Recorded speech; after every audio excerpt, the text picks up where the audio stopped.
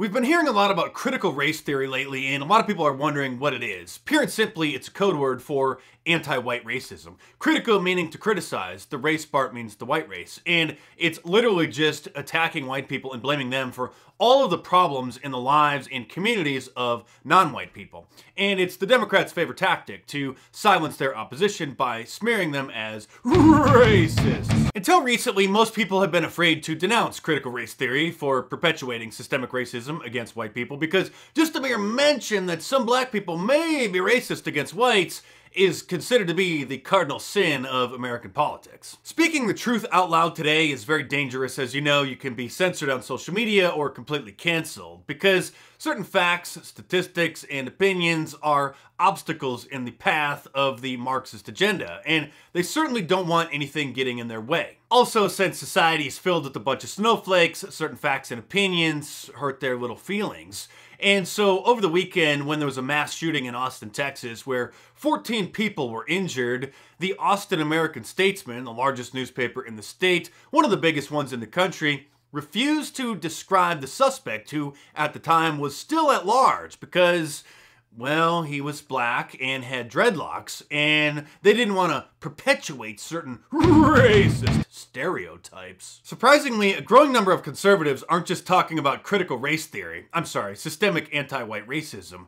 They're also talking about something else that you're not supposed to talk about. Some of these battles with what the left is doing and wokeism, it's effectively cultural Marxism. And so you can have theoretically a successful economy, but if the underpinnings of the culture are just being torn apart, I don't think that that's a society that's going to be very successful over the long term. Oh no, Ron DeSantis just introduced millions of Americans to the term cultural Marxism, and then a guest on Sean Hannity did the same. I just want to let the American people know that what's going on in our school and in our country is really a replay of the Cultural Revolution in China. And I want people to see there's similarities, and the similarities are terrifying. They use the same ideology and same methodology, even the same vocabulary, and with the same goal. The ideology is cultural Marxism. Jonathan Greenblatt at the ADL is going to have a heart attack. He's the guy who called for Tucker Carlson to be fired after Tucker did that segment pointing out how the Democrats are using the massive influx of illegal immigrants in order to build their future voter base. Imagine when he finds out that on Friday, Tucker Carlson had a Swedish guest to talk about the demographic changes and the increase in crime in Sweden because of the massive influx of Muslim refugees. And the last point I would say, caravan, open borders. These are literally white supremacist phrases. So being concerned about the open sections of the border is now considered to be a white supremacist term. I mean, what's next? Is drinking milk going to be considered to be racist too? Oh wait, what's this? Milk, a symbol of neo-Nazi hate. PETA, the People for the Ethical Treatment of Animals, says this article, why cow's milk is the perfect drink for the supremacists. I'm serious, those are real articles, those aren't parodies. It's kind of an old news story for those of you who have been keeping up with this, but in case you missed it, it's not a joke. I'm also serious that because Ron DeSantis mentioned cultural Marxism and now Sean Hannity's guest who escaped communist China denounced it as well, the left is going to totally lose their mind. Here's the Wikipedia definition for cultural Marxism. And you do know that Wikipedia is quite literally one of the least accurate websites on the entire internet, right?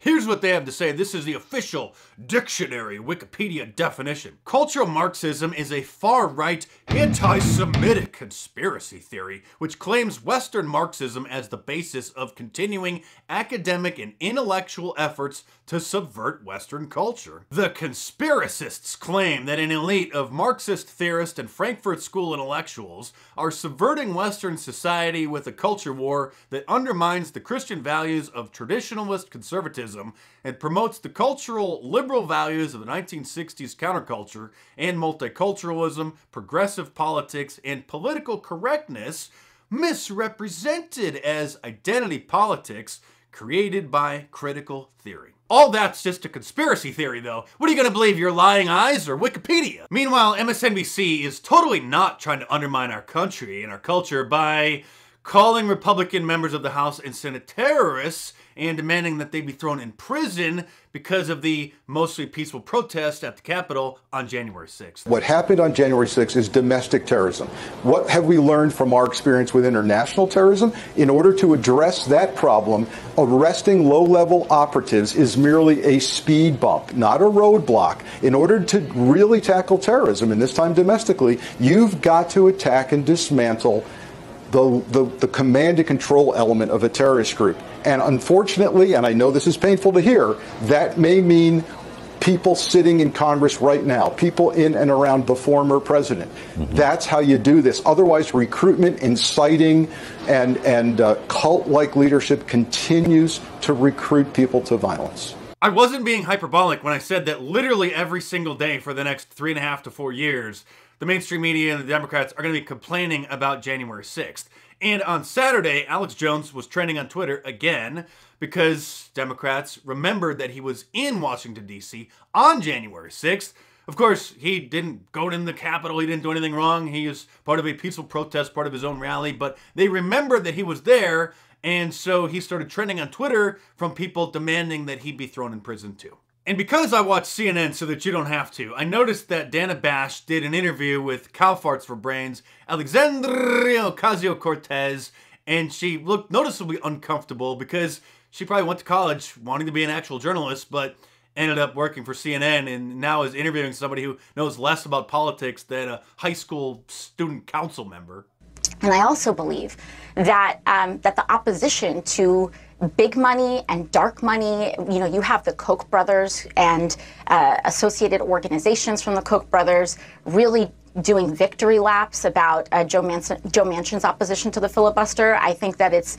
The Koch brothers don't exist anymore, sweetie. David Koch died 2 years ago. But speaking of dark money, that would be George Soros's MO. You know, like getting district attorneys elected who then won't prosecute Black Lives Matter rioters and other criminals. But you guys remember what happened to Newt Gingrich when he happened to mention that fact on Fox News, right? Oh, we don't need to be bringing those kind of facts into the discussion. Let's just give the audience some political pop culture to chew on, and then maybe they won't go too far down the rabbit hole. And if you want to go down the rabbit hole, be sure to get my new book, Hollywood Propaganda, How TV, Movies, and Music Shape Our Culture, in paperback from Amazon.com, or download the ebook from any of the major ebook stores. Or if you want to support my channel and get yourself an awesome shirt, head on over to markdice.com and get a Free Speech Zone shirt, an I Love Global Warming shirt, or any of my awesome designs, available in a t-shirt, long sleeve, and a hoodie, and a whole bunch of different colors as well. So head on over to markdice.com or click the link in the description below and check them out.